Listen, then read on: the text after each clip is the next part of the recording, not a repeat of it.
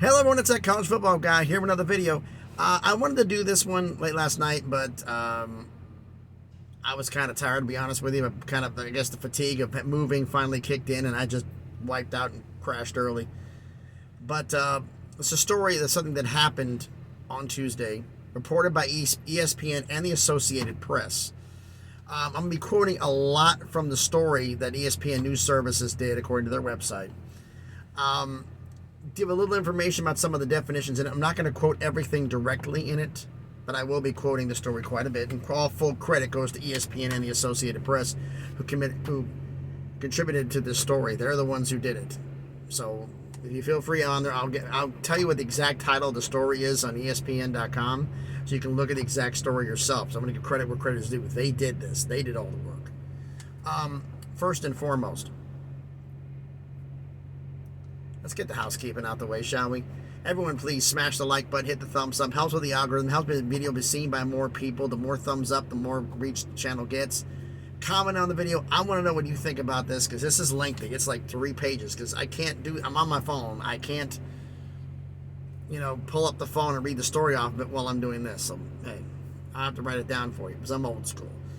So comment on the video. Let me know what you think about all of this. And subscribe to the channel. We're on our way to 400 subscribers. Let's see if we can get there. Okay, like I said, all credit of this goes to ESPN News Services, and they mentioned the article that the Associated Press contributed this article. So ESPN News Services and the Associated Press get full credit for this. I did. I'm going to throw in my 2 cents of the article and what I say about it. But the actual title of the article, if you want to read it on ESPN.com, NCAA imposes show cause penalties on 4 ex-Tennessee staffers. So first and foremost, the first question that comes to mind, what exactly is a show cause penalty? I've heard it before, but what exactly is it? Well, I pulled up the definition. What is a show cause penalty? A show cause penalty is an administrative punishment ordering that NCAA penalties imposed on a coach found to have committed major rules violations will stay in effect against a coach for a specified period of time, and can also be transferred to any other NCAA member that hires the coach while the sanctions are still in effect, which means the penalties go to him. The coach in question must report back to the NCAA every 6 months until the end of the coach's employment, or the end of the show cause, whichever comes first. Problem is that the coach is fired, and basically all these coaches were fired before the show cause penalty went into effect. This makes it very difficult for a school to hire a coach with a show cause penalty in effect, because the simple fact is the school who wants to hire them can actually receive a penalty just by hiring them, let alone they actually do something. And if you do hire them and they do something, the penalty actually makes it worse. Like it's a level 3, it gets upgraded. How far? I don't know. So would you hire anybody that has this? It's basically the equivalent, this is my opinion,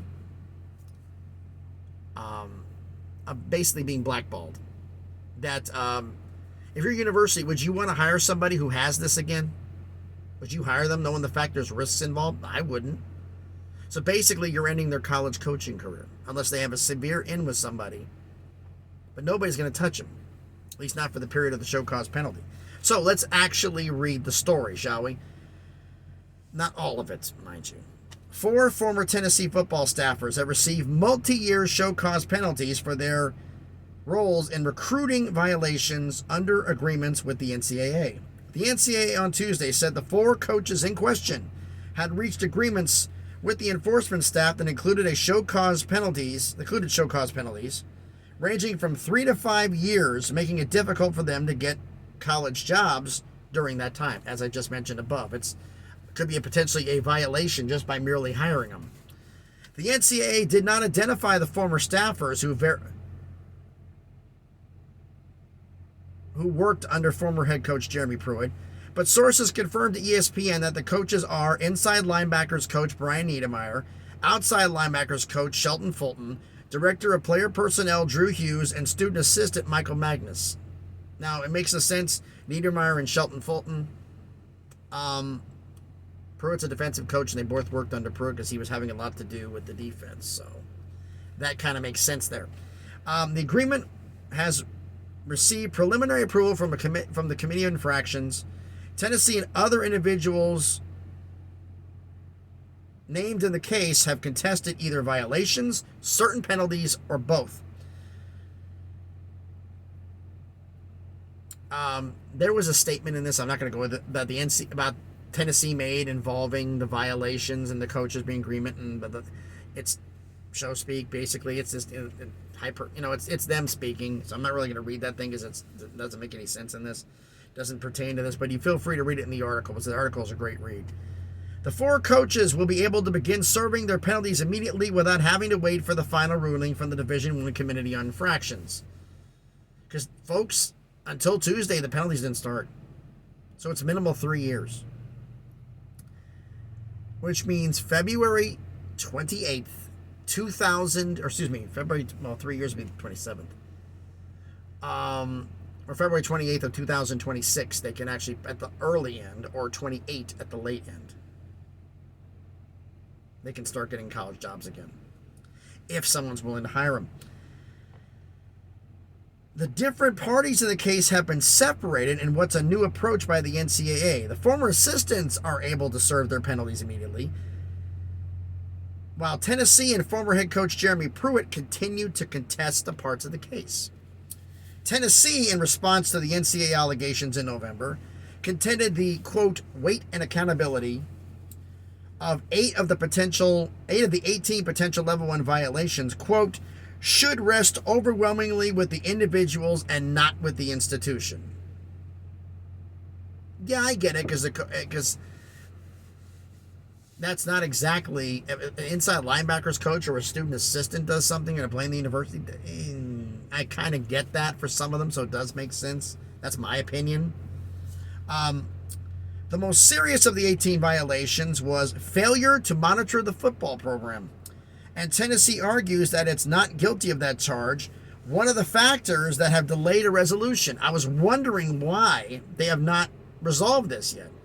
They don't feel that they're responsible for everything that happens in the football program. The director of player personnel is involved. He's not directly in the program. He's in the program, but he's not in the program. The athletic director quit. The athletic director quit because he didn't have but this is the equivalent of thinking of not a lack of institutional control, but failure to monitor. This is gray area for me, so I truthfully don't know. Are they technically guilty of this or not? Obviously, the NCAA thinks they are, and they're delaying how this is done. So we will see. I honestly don't know. I don't know if that and the NCAA says it is. Tennessee says it isn't. So we're gonna have a war here until they get this resolved. There won't be any sanctions. I'll get into what the penalties so far have been a little bit later here.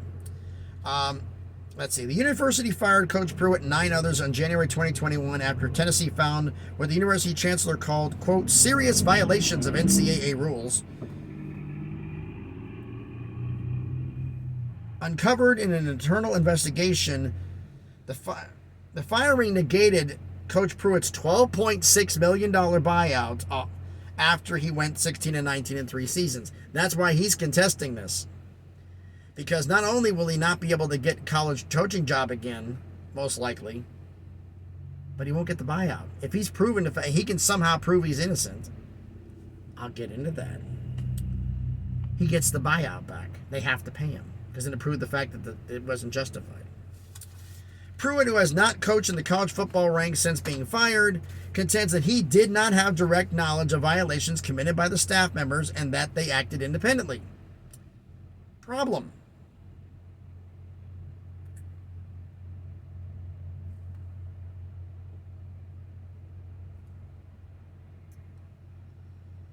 I think I missed a section here, actually. I'm going to pull this back up, make sure I got all this.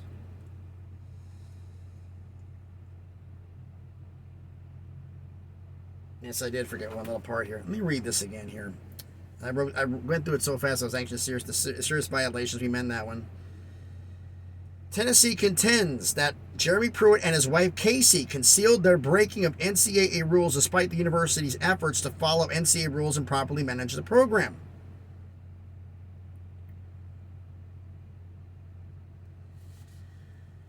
Pruitt has not been coached since then. In fact, we act independently. You and your wife are allegedly, because it's innocent until proven guilty, allegedly involved in providing cash payments to players. You may not have direct knowledge of what the staff did, but if it's proven the fact that you and your wife did something, you definitely had direct knowledge of that.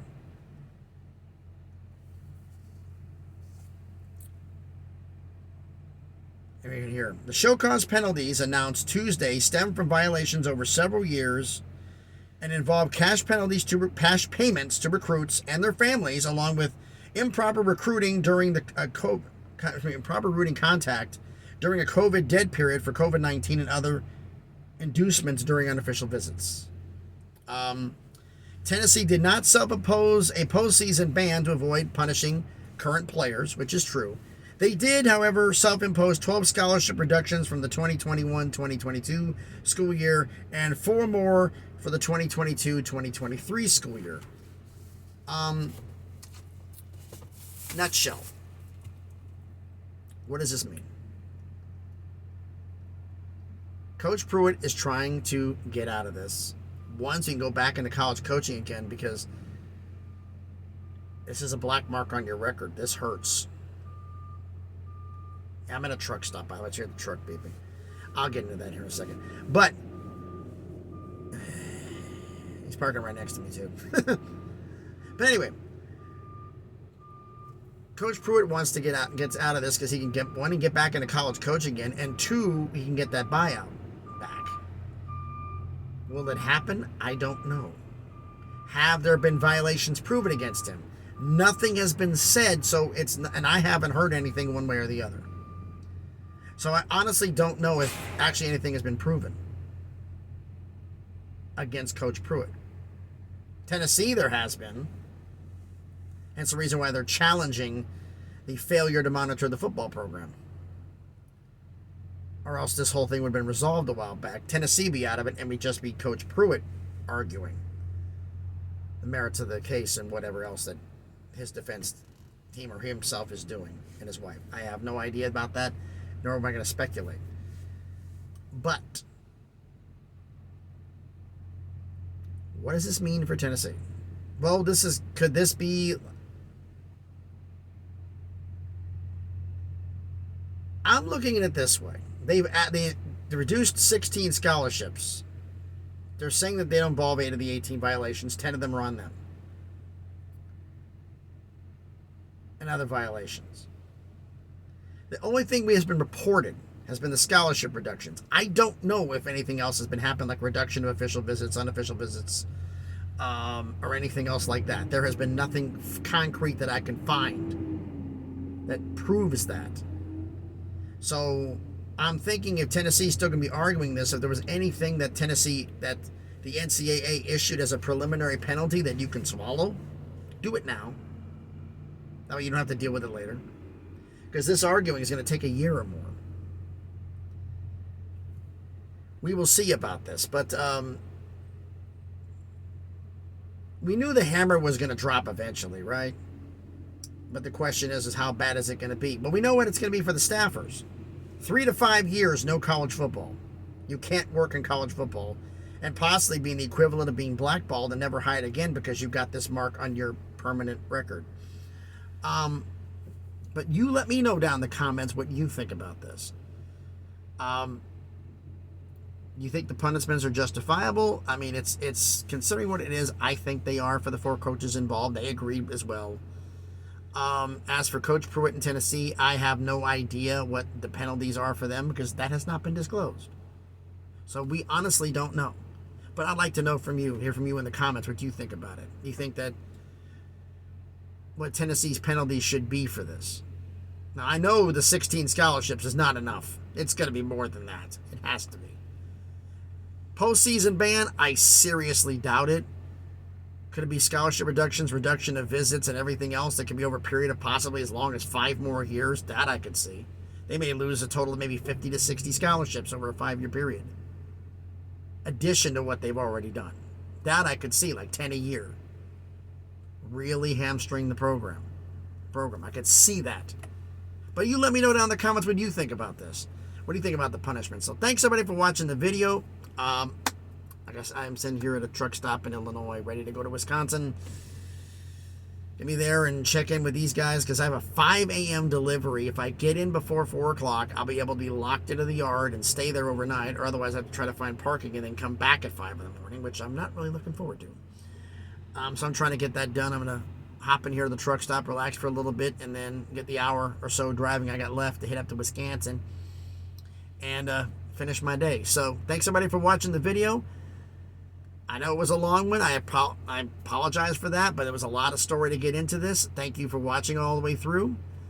I hope everybody's having a great day. Be safe out there, and please be good to each other.